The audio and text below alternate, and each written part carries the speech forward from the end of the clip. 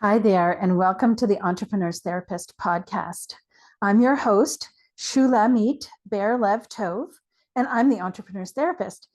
You can call me Shula for short, and my pronouns are she, hers. This is the podcast for business owners, solopreneurs, micropreneurs, freelancers, and self employed folks who want support for riding the emotional roller coaster of running a business. I'm on a mission to mitigate the entrepreneurial mental health crisis and transform the entrepreneurial ecosystem to include the whole human founder as a business priority. I do that through this podcast, of course, and also through speaking, teaching, and consulting. And I also work with women business owners one-to-one to support their mental and emotional well-being in an era of relentless stressors that can make you want to lose your crap on the daily. This podcast is being recorded on lands that have been stewarded for 10,000 years and to this day by the Algonquin Anishinaabe Nation. Land acknowledgements are calls to action from Canada's Truth and Reconciliation Commission, and this is your call to action to find out whose land you're on and share that with others, and to take what other actions you can toward reconciliation, because the harms caused by settler colonialism are ongoing. Today, I'm talking about cash flow stress. So, no surprise, I'm sure, to you, cash flow is a constant concern for business owners. According to QuickBooks, 60% of small business owners say that cash flow has been a problem for their business. I don't know about you, but it's sure been a problem for mine. Even when you're making a lot of sales, your business can still be strapped for cash because, as you know from experience, the money from these sales don't always end up in your bank account in time to pay the monthly bills. And entrepreneurs, especially in startups and micro businesses who worry about limited cash flow, in other words, scarcity, can find themselves in a fight-flight response. So first of all, it's important to acknowledge that we can't bypass our body's survival instincts and the specific psychology that arises from scarcity and the accompanying survival imperative. The anxieties around cash flow are normal, right? It's normal to be anxious about this, and there's nothing wrong with you if you are. The human brain's inevitable response to threats to survival is to engage the fight-flight response, and scarcity is read as a threat by your body and your nervous system. So when a threat is perceived, the body-mind's threat response system is activated. And this is beneficial, right? It's adaptive because we need to be mobilized in order to be able to respond to a challenge. And the problem arises, the issue is not stress, it's not the stress response. The issue is when you're exposed to stress on an ongoing basis and never get to rest in between mobilizations of your nervous system. This leads to burnout. Or, depending on the conditions, your nervous system might become too mobilized entirely and you flip your lid. Then you can't access the skills you need as a business owner to plan and organize, to concentrate and manage your focus, to complete the tasks you have at hand, to interact productively with others, to analyze and process information, to manage your emotions and behavior, to remember details and manage time, and to solve problems. All of these things are skills you need to have at your disposal when you're in a cash flow crunch. So, how do you care for your nervous system? When you're experiencing scarcity, the first step is to care for your nervous system and its associated emotions. And while it might be true that there might be not enough cash in the bank at the end of the month, it is also true that in this very moment, there is no literal threat to your life, despite what your nervous system might be telling you.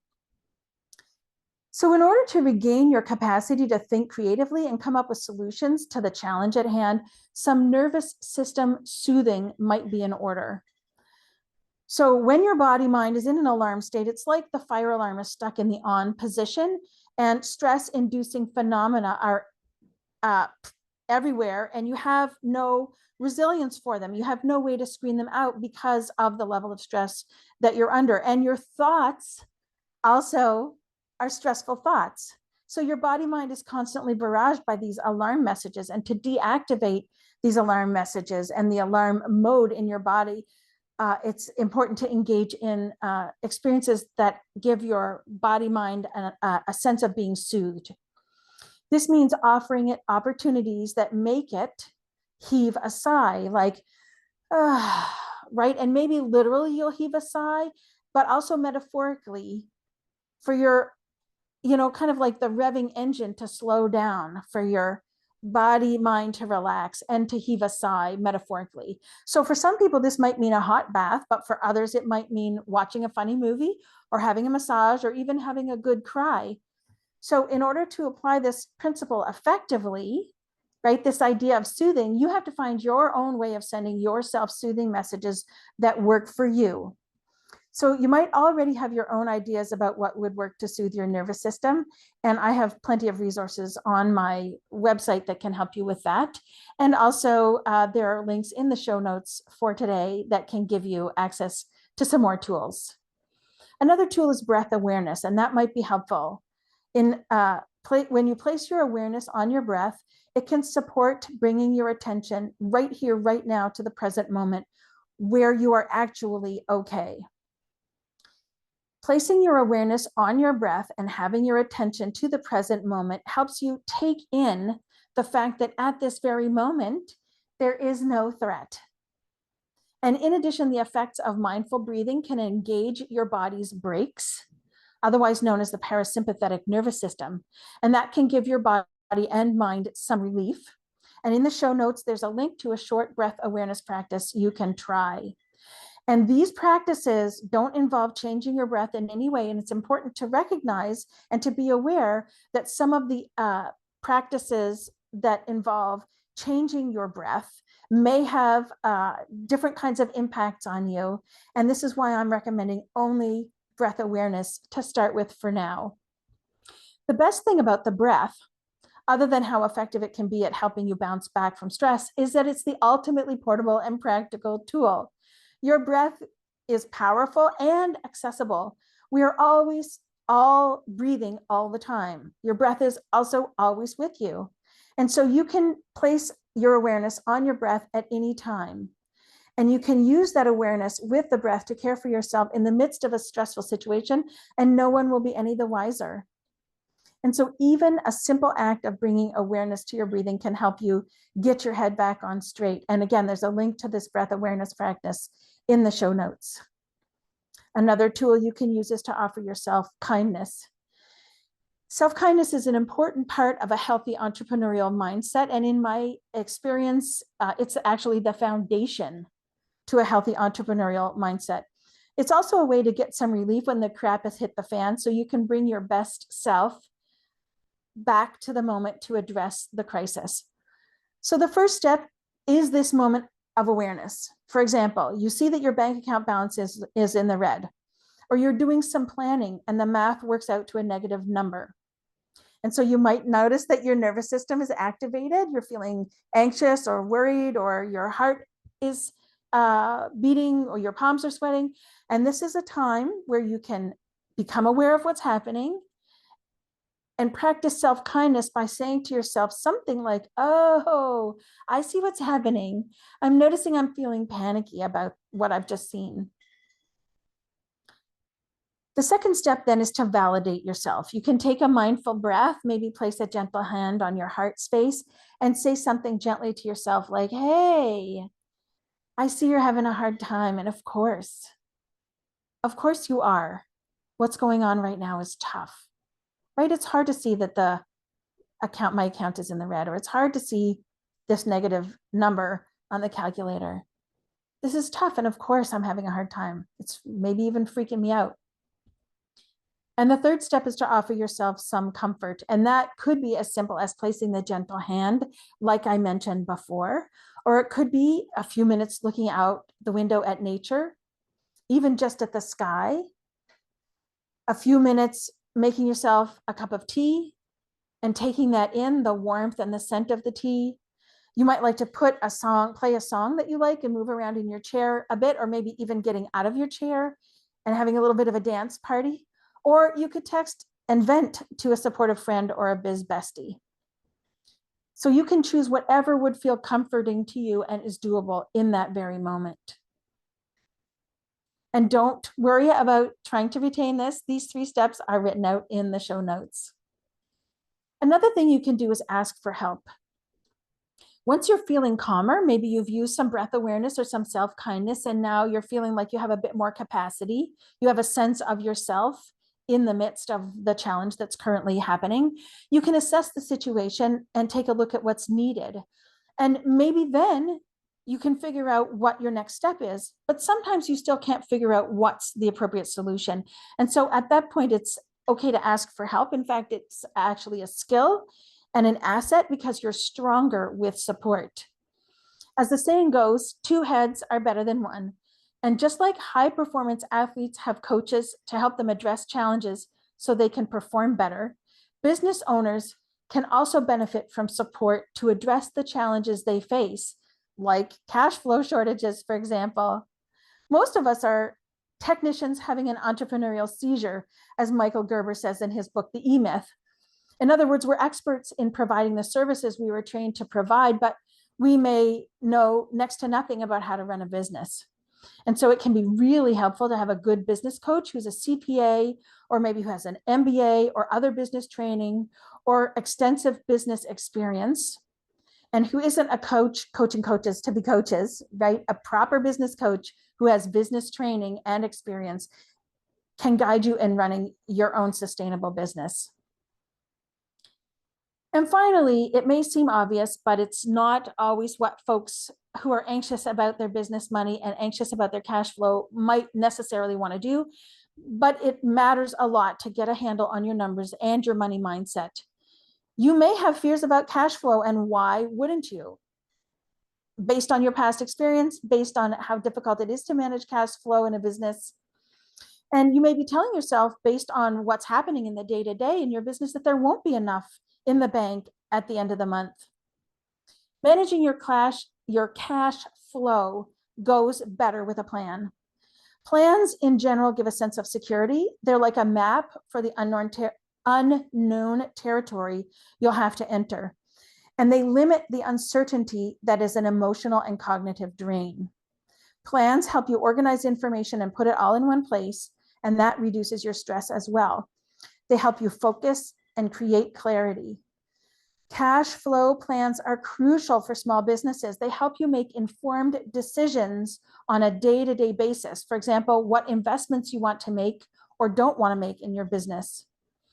Over time, cash flow plans help you identify cash flow cycles, and that makes it possible to plan for the lows. And then when the lows do come, you know they're coming and have a plan in place to address them. And all of that helps you stop worrying.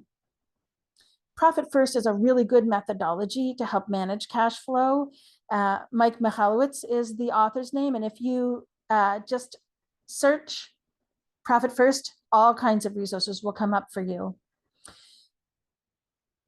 So I want to validate those of you who have not looked at your books or who don't like to look at your books, who find it very stressful to look at your bank balance and to make plans. Because avoidance is a common way of coping with anxieties, and especially money anxieties. And just the thought of looking at your numbers can provoke anxiety, and that's okay, right? It's normal.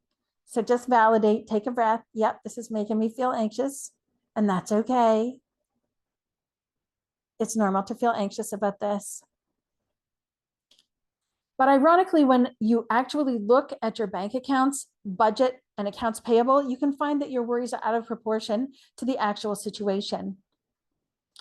It can feel daunting to do this, though, and so you can recruit your accountant or your bookkeeper to go over things with you on a regular basis, or you can have a biz bestie who you and they can make arrangements to have a regular co-working time where you support one another at looking at your numbers.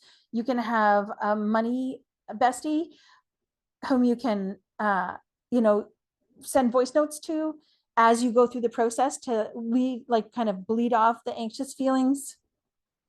Having company and support can make what feels like a daunting task easier.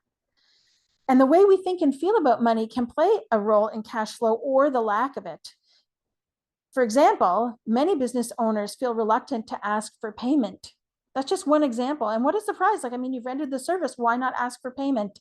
But It can feel, it can bring up all kinds of emotions to even talk about money, let alone name a price, let alone reminding folks that they need to pay you. And so when you avoid asking for payment on outstanding invoices, that can lead to a significant amount of accounts receivable, but no actual cash in the bank. And so this is just one example of how the way we think and feel about money can play a role in our money in our business, and specifically in cash flow challenges. And so the support of a therapist who focuses on healing money trauma, like me, can help you develop a more satisfying relationship with money so that you're more at ease issuing invoices and following up on payments. Getting organized in your business and setting time aside specifically to send invoices on a regular basis and to follow up on outstanding invoices regularly can help alleviate your anxiety about cash flow. If it's a task on your to-do list and you just do it as a matter of course, that can help a lot with your anxiety. And another option is to hire someone to handle your accounts for you who's comfortable having money conversations with clients. I would love to hear your feedback on these ideas about how to care for the stresses associated with money and cash flow. So I welcome you to reach out through the direct messages in Instagram and LinkedIn, and let's have a chat about it. This podcast is brought to you by my self-guided virtual retreat.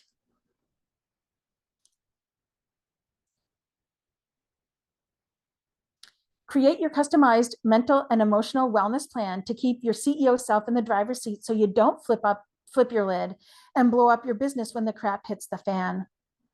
Running a business can run down your mental health. And as whole humans who own small businesses, a mental health plan should be part of your business strategy. So you can boost your business with a mental health plan by purchasing the self-guided mental health plan workshop today. It's $99 USD, and it includes the workshop recording, an enhanced transcript, and worksheets. The link is entrepreneurstherapist.click/MH plan, and that link is in the description and in the show notes. I'm the Entrepreneur's Therapist, and I'm on a mission to mitigate the entrepreneurial mental health crisis and transform the entrepreneurial ecosystem to include the whole human founder as a business priority. And if you've gotten something valuable from this episode, you can support my mission by sharing with friends you think need to hear what I've said today. Subscribing, rating, and reviewing this podcast also helps mitigate the entrepreneurial mental health crisis by making it possible for this podcast to reach more stressed out entrepreneurs who need support, validation, and tools to help them care for their mental and emotional well-being in this era of relentless stressors that can make you feel like you're going to lose your crap on the daily. Thanks for listening, and see you next time.